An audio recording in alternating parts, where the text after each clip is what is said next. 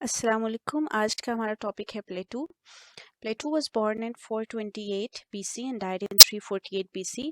Ancient Greek philosopher हैं and he is one of the founders of western philosophy. ठीक है, Socrates के student हैं और एरिस्टोटल के टीचर हैं। ठीक है, he founded first western university named the academy.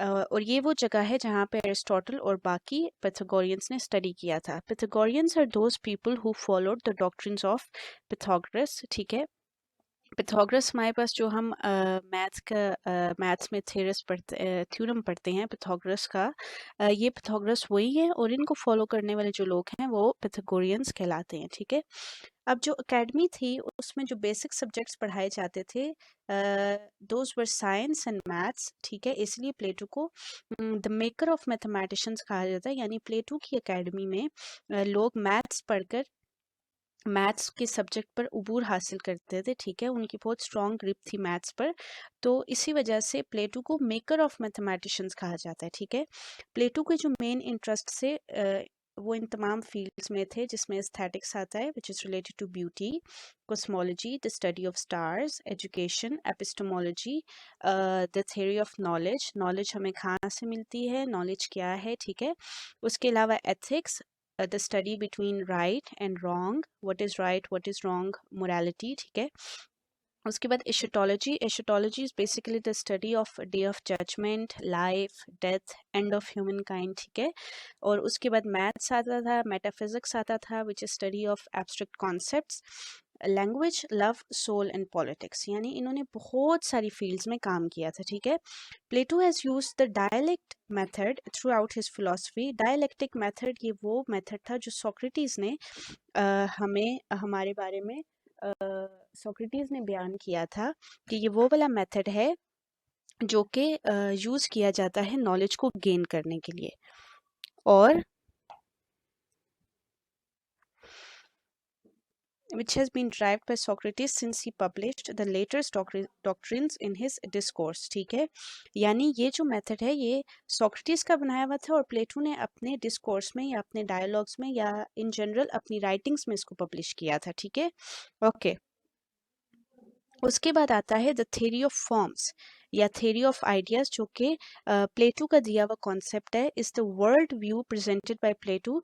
यानी प्लेटो के मुताबिक कि ये ऐसा कॉन्सेप्ट है जिससे दुनिया को देखा जा सकता था और प्लेटो का ये कहना था कि जो हमारे पास फिजिकल वर्ल्ड है it is the copy of the original world. यानी ओरिजिनल वर्ल्ड जो है वो हमारे आइडियाज हैं, हमारा माइंड है, हमारे माइंड में मौजूद है। ठीक है, okay, presented by Plato that this world is not as absolute और टाइमलेस एज और आइडियाज। यानी जो हमारे आइडियाज या हमारे थॉट में जो वर्ल्ड एग्जिस्ट करता है ये जो दुनिया है ये वैसी नहीं है। ठीक है, ही कॉल्ड दिस आइडियाज और forms as the absolute non physical essence of all things. यानी इस दुनिया में जितनी भी फिजिकल चीज़ें हैं वो हमारे आइडियाज़ की एक फेक कॉपी हैं। ठीक है, और हमारे आइडियाज़ जो हैं वो एब्सोल्यूट और नॉन फिजिकल हैं। ठीक है, of which these physical things are merely the imitation. यानी हमारे जहन में जो एक यूनिवर्स बनी है या जो हमारी थॉट्स हैं, हमारे आइडियाज़ हैं, उनकी ये दुनिया उनकी एक किस्म की इमिटेशन है या एक कॉपी है। ठीक है, according to him this world which is perceived by our senses is full of imperfections and faults. Plato के मुताबिक ये जो रियल वर्ल्ड है यानी जो फिजिकल वर्ल्ड है ये इम्परफेक्शंस और फॉल्ट्स से भरा पड़ा है, लेकिन जो हमारा कह सकते हैं कि हमारे जो आइडियाज़ है या जो हमारी थिंकिंग है दैट इज़ परफेक्ट। ठीक है, ओके।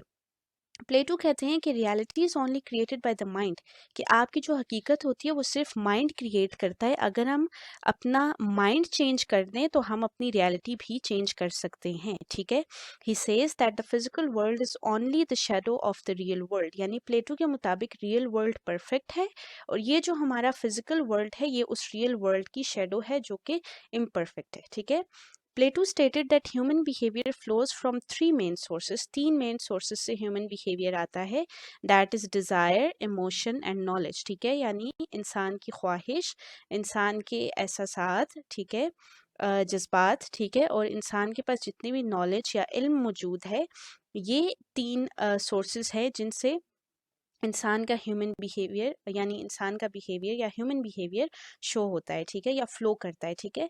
उसके बाद हमारे पास आता है Plato's ethics also known as virtue ethics state that the reasoning of what is moral is decided by the person, ठीक है।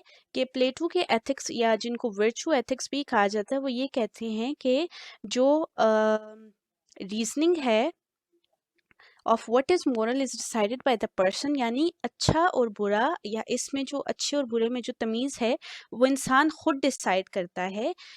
वो कोई रूल्स या रूल्स से होने वाले कॉन्सिक्वेंसेस डिसाइड नहीं करते हैं, ठीक है। फॉर एग्जांपल इंसान को खुद समझ होनी चाहिए कि उसने अच्छे और बुरे में किस तरह फ़र्क रखना है, बजाय इसके कि उसको कोई रूल्स बताए जाएं या उसको किसी चीज़ का कह सकते हैं कि इफेक्ट बताया जाए कि अगर आप ऐसे करेंगे तो ऐसे होगा तो ये काम अच्छा है और अगर आप ऐसे करेंगे तो ऐसे होगा तो ये काम बुरा है।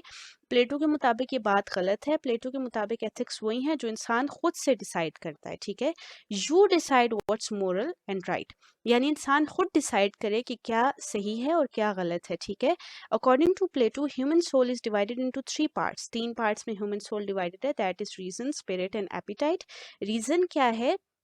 हमारी एबिलिटी, हमारी थिंकिंग एबिलिटी कि हम किसी चीज़ को जज कर सकें कि वो राइट है या रॉन्ग है, ठीक है, या ओवरऑल हम किसी चीज़ को जज कर सकें। उसके बाद हमारी स्पिरिट आती है जिसको सोल भी बोल सकते हैं, ठीक है। यहाँ पे प्लेटो के मुताबिक ये इमोशनल एबिलिटी होती है टू फील एम्पथी। एम्पथी का मतलब है कि किसी की जगह अपने आप को रख कर सोचना, ठीक है, ये हमारी इमोशनल एबिलिटी होती है। And appetite, appetite in general भूख को बोलते हैं, लेकिन यहाँ पे प्लेटो के मुताबिक एपिटाइट हमारी ख्वाहिशात या हमारी डिज़ायर्स होती हैं, ठीक है। Okay, Plato stated that we should control and balance these three parts of our soul to make moral judgment. Moral judgment करने के लिए हमें हमारी अंदर के इन तीन parts को balance करना है या control करना है, ठीक है। Letting someone take excess control of our mind is not good for us and leads to bad behavior. यानी अगर हम किसी को allow करते हैं कि वो हमारे mind पे ज़्यादा control करता है तो वो हमारे लिए अच्छा नहीं है और उसके result में हमारा bad behavior होता है, ठीक है। Plato's eudaimonia refers to helping people reach a state called eudaimonia fulfillment. प्लेटो ने एक और फिर कॉन्सेप्ट दिया है जिसे यूडेमोनिया कहा जाता है। इसका मतलब है कामिल या मुकम्मल, ठीक है। यानी इंसान का कामिल होना किस चीज़ पर डिपेंड करता है कि प्लेटो इनकरेज्ड थिंकिंग मोर, यानी जब इंसान ज़्यादा से ज़्यादा सोचता है, ज़्यादा से ज़्यादा अपने बारे में जानता है तो वो यूडेमोनिया यानी फुलफिलमेंट की तरफ जाता है, ठीक है। That means take more time to think logically about one's life and how to lead it efficiently. यानी अगर कोई इंसान लॉजिकली सोचता है और एफिशिएंटली सोचता है तो वो यूडेमोनिया की तरफ जाता है, ठीक है। Plato's writing are in the form of dialogues, जो प्लेटो की जो राइटिंग्स हैं वो डायलॉग्स की फॉर्म में हैं, ठीक है। ही रोट 36 डायलॉग्स, प्लेटो ने 36 डायलॉग्स लिखे हैं।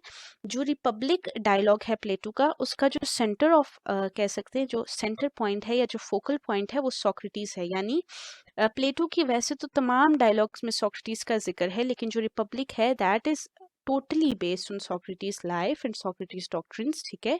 His dialogues are divided into early, middle and late periods. प्लेटो के जो डायलॉग्स हैं वो तीन पीरियड्स में डिवाइडेड हैं, early, middle and late periods, ठीक है। Plato's early dialogues dive deep into Socrates method of breaking down and analysing ideas. अब इसके प्लेटो की जो लाइफ के जो शुरू के डायलॉग्स हैं वो सोक्रेटिस के मेथड पर बेस करते हैं। और सोक्रेटिस का क्या मेथड है कि आइडियाज़ को तोड़ना और आइडियाज़ को एनालाइज करना, जो कि बेसिकली प्राइमरी प्रिंसिपल है थिंकिंग के प्रोसेस का, ठीक है। यानी जब एक इंसान थिंक करता है he should first break down and then analyse his ideas, ठीक है।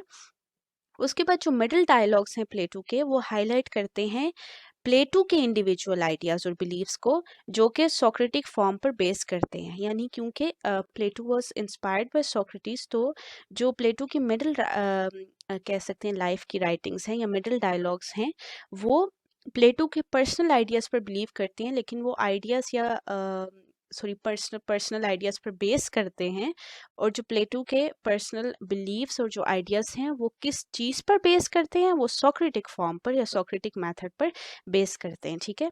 ओके, अगर हम लेट डायलॉग्स की बात करें तो late dialogues are more about exploration of metaphysical topics, ठीक है, यानी अनसीन टॉपिक्स या एब्स्ट्रैक्ट टॉपिक्स, ठीक है, विच आर बियॉन्ड फिजिकल, ठीक है। फॉर एग्जाम्पल प्लेटो का एक डायलॉग है, Timaeus of Plato looks as cosmology geometry 3D shapes like cubes and pyramids, यानी ये जो प्लेटो का डायलॉग है ये कॉस्मोलॉजी यानी स्टार्स की स्टडी के बारे में है, ज्योमेट्री के बारे में है और 3D शेप्स जैसे कि क्यूब्स और पिरामिड्स के बारे में है। और इन शेप्स को प्लेटोनिक सॉलिड्स कहा गया है और प्लेटो के मुताबिक इन शेप्स से यूनिवर्स बनी है, ठीक है। Okay, Plato often stressed the value of knowing they self. Plato ने अपनी पूरी जिंदगी जिस चीज़ पर कह सकते हैं एम्फोसिस किया है, that is knowing they self, यानी इंसान अपने आप को पहचाने और encourage the world not to be ignorant, और दुनिया को ये पैगाम दिया है कि आप जाहलियत से बाहर आएँ और आप अपने आप को ज़्यादा से ज़्यादा एजुकेट करें, ठीक है। He also laid stress on educating one's self about things he doesn't know, और इंसानों को ये लोगों को ये पैगाम दिया है कि आप जिस चीज़ के बारे में नहीं जानते उसके बारे में ज़्यादा से ज़्यादा नॉलेज हासिल करें, ठीक है। It is said that Plato died in his bed, ये कहा जाता है कि प्लेटो नींद में ही फोत हो गए थे, वफात पा गए थे, ठीक है। प्लेटो के बाद Aristotle emerged as his successor, Plato के बाद जो उनके सक्सेसर थे दैट वाज एरिस्टोटल, ठीक है। आई होप आप सबको तमाम चीज़ें समझ आ गई होंगी। इनकेस कुछ समझ नहीं आया you guys can comment down below. इंशाल्लाह मिलते हैं आपसे नेक्स्ट वीडियो में।